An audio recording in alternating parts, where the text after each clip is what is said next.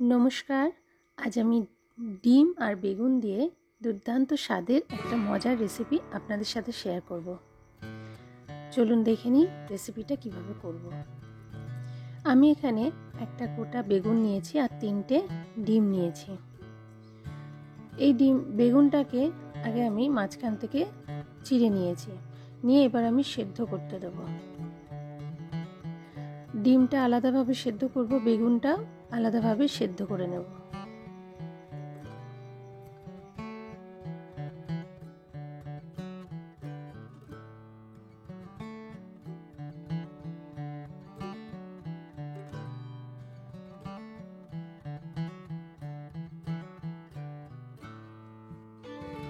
বেগুন আর ডিম দুটোই সেদ্ধ হয়ে গেছে।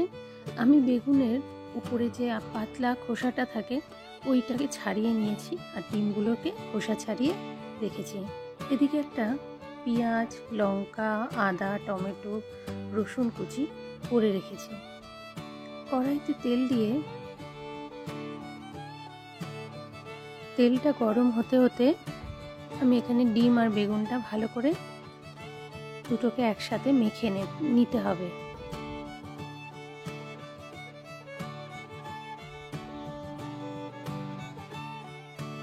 তেলটা গরম হয়ে গেছে।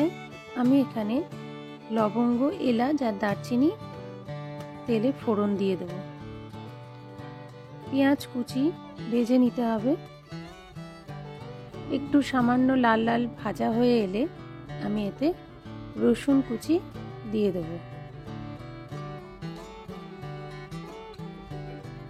কুচানো রসুন দিয়ে দিলাম। আবারও আমি রসুনটাকে একটু হালকা ভাজা করে নেব।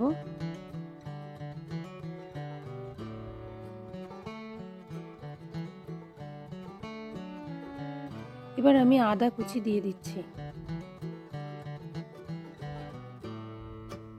আদাটাও হালকা ফ্রাই করে নেব। টমেটো দিলাম।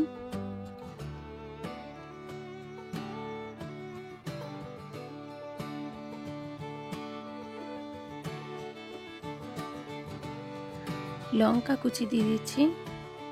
এবার মশলাগুলোকে একসাথে ভালো করে ভেজে নিতে হবে তেলের মধ্যে। লবণ,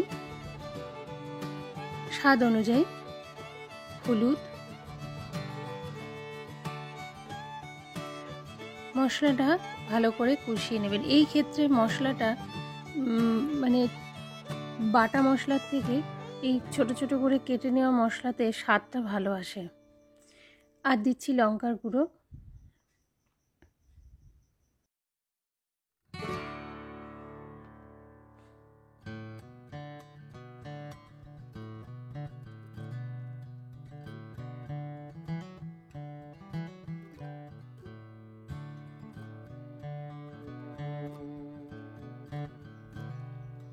মশলাটা আমার ভালো করে কষানো হয়ে গেছে। ডিম আর বেগুনকে একসাথে মেখে রেখেছিলাম, ওটাকে দিয়ে দিচ্ছি মশলার মধ্যে। এবার ভালো করে বেশ খানিকক্ষণ ওই মশলার সাথে বেগুন আর ডিমকে একসাথে মাখাতে হবে, ভালো করে কষাতে হবে।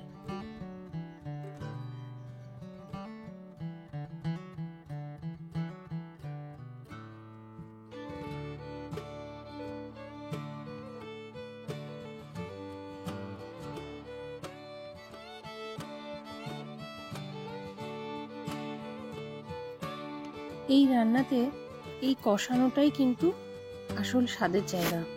যতক্ষণ না তেল না ছাড়ছে কড়াই থেকে ততক্ষণ পর্যন্ত একে কড়াইতে নেড়েই যেতে হবে।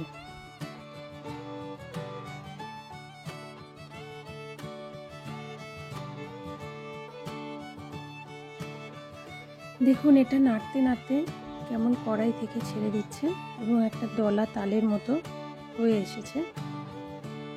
বুঝতে হবে আমার এটা রান্নাটা হয়ে এসেছে। এবার আমি এর মধ্যে গরম মশলা বেটে রেখেছিলাম সেটাকে দিয়ে দিচ্ছি। দিয়ে আবারও বেশ খানিকক্ষণ একটু নাড়াচাড়া করে নিচ্ছি।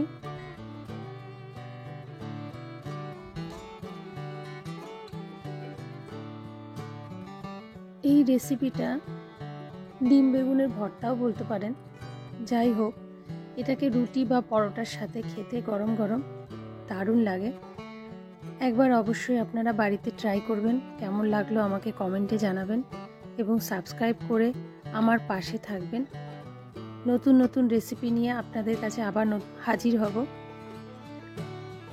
এই রান্নাটা কেমন লাগলো আমাকে অবশ্যই কমেন্টে জানাতে ভুলবেন না, আর লাইক আর সাবস্ক্রাইব করতেও ভুলবেন না।